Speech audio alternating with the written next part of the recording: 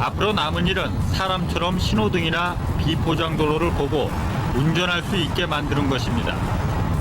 현재 속도는 시속 80km. 사람은 아예 뒷자리에 앉아 있습니다. 처음에는 좀 쫄긴 쫄았죠. 그 안 쫄 수가 있나. 저도 워낙 젊었죠 그때는. 제 얼굴도 보니까 뽀송뽀송해갖고 너무너무 귀염귀염하더라고요. 그때 제가 기억. 안녕하세요. 운전하는 곰돌입니다. 여러분, 자율주행차 하면 생각나는 게 뭐가 있을까요? 테슬라 맞습니다. 하지만 오늘은 이 테슬라의 얘기를 하려는 게 아니에요. 인트로에서 보여드렸지만 전 세계에서 이 자율주행 기술을 가장 먼저 선보인 나라는 대한민국입니다. 그것도 1993년도라는 테슬라라는 회사는 아예 이 세상에 태어나지도 않았었던 그 시기 때 말이죠. 지금 보시는 바와 같이 올림픽대로라든지 아니면 경부고속도로 등 고려대학교에서 한민홍 교수님을 필두로 한 이 연구진들이 자율주행차를 개발을 했었습니다. 심지어 이 당시에 이분께서 개발하시고 연구하시던 자율주행 기술은 현재 테슬라를 제외한 대부분의 자율주행 개발 회사들보다 월등히 높은 수준의 아이데이션을 가지고 나왔습니다. 자, 자율주행 차량에는 세 가지 종류의 기술이 들어갑니다. 첫 번째는 레이더 시스템이 들어갑니다. 그리고 두 번째는 라이다라고 하는 시스템이 들어갑니다. 그리고 세 번째는 카메라 시스템이 들어가게 되죠. 자, 근데 여기서 레이더와 라이다가 무슨 뜻이냐? 간단하게 설명을 해드리자면 레이더 같은 경우는 전파, 그리고 라이다 같은 경우는 레이저 펄스를 쏩니다. 그래서 반사돼서 돌아오는 거를 입체화시켜서 사물로 인식을 하게 만드는 거예요. 카메라 같은 경우는 여러분들 다 아실 거예요. 자, 앞서 말씀드렸지만 대부분의 현재 자율주행을 개발하고 있는 회사들은 레이더 그리고 라이다를 기반으로 해서 카메라를 보조 항목으로 사용하고 있습니다. 하지만 현존하는 회사 중에 유일하게 테슬라만큼은 카메라를 기본으로 그리고 레이더와 라이다를 보조 항목으로 사용하다가 2021년이 지난 최근에는 아예 이 레이더 또는 라이다를 보조 항목으로조차도 사용하지 않고 있어요. 즉 카메라만으로 모든 거를 수집하고 모든 데이터를 처리해서 자율주행을 구현하겠다라는 거예요. 이게 얼마나 대단한 기술이냐면요, 사실 레이더와 라이다 그리고 카메라 각각이 갖고 있는 특성들이 다 다르다 보니 여러 가지 방법으로 이 도로의 상황을 체크를 할 수 있는 기술들이라는 거예요. 많이 있으면 많이 있을수록 좋겠죠.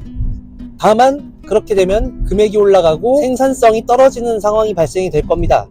그래서 테슬라는 과감하게 레이더와 라이다라는 시스템을 버리기로 했어요. 근데 당시에 이 93년도에 한민홍 교수님의 이 팀은 테슬라와 마찬가지로 카메라를 기반으로 거기에 보조 항목으로 레이더와 라이더를 사용했습니다. 상당히 엄청난 선구안이라고 볼 수 있겠죠. 그런데 그럼 93년도 그러니까 즉 테슬라라는 회사가 세워진 지가 2004년도니까요. 테슬라라는 회사가 설립되기 9년, 10년 전에 이미 베타 버전의 모델이 나왔을 정도로 상당히 빠른 시작을 했었는데 어째서 성공하지 못했을까요?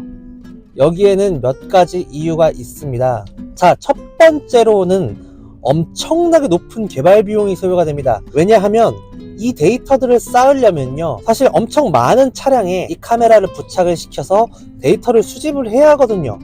그런데 이 높은 개발 비용을 당시에 대한민국에서 그 누구도 국가에서 지원한 적이 없습니다.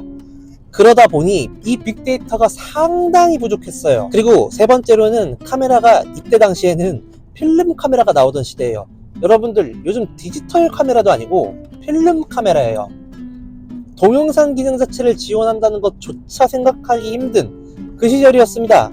그런 카메라의 화소를 가지고 정확도 높은 도로 상황을 체크하기 쉽지는 않았겠죠.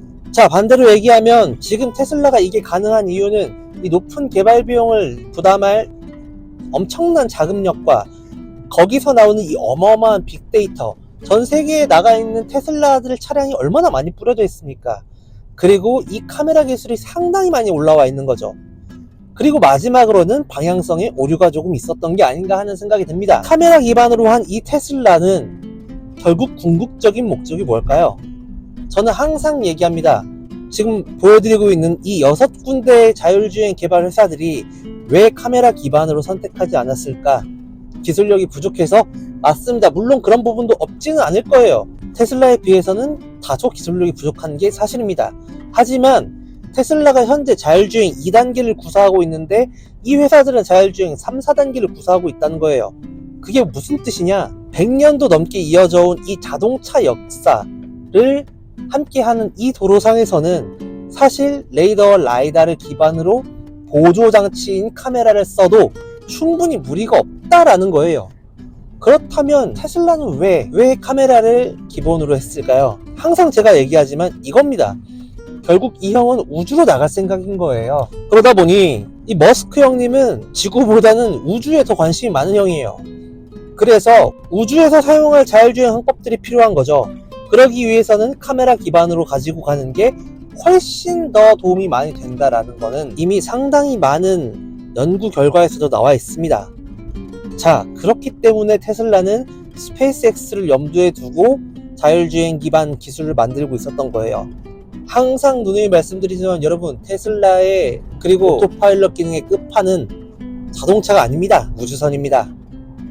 이 한민용 박사님께서 이전에 개발하셨던 자율주행 장치도 사실 카메라를 기반으로 하고 있기 때문에 엄청나게 퀄리티가 높고 수준이 높은 기술력인 거는 확실합니다. 그러나 이게 자동차라는 형태에 최적화되어 있다라고 보기는 좀 힘들지 않을까 이런 생각이 좀 드네요. 어떻게 보면 시대를 너무 앞서가 버린 인재가 아닐까 싶습니다. 자, 오늘 이야기는 어떠셨나요? 오늘은 대한민국이 만든 전 세계 최초의 자율주행 자동차에 대해서 설명을 해드렸고요. 유익한 얘기가 되셨다면 구독과 좋아요, 알림 설정 부탁드려요. 그럼 안녕!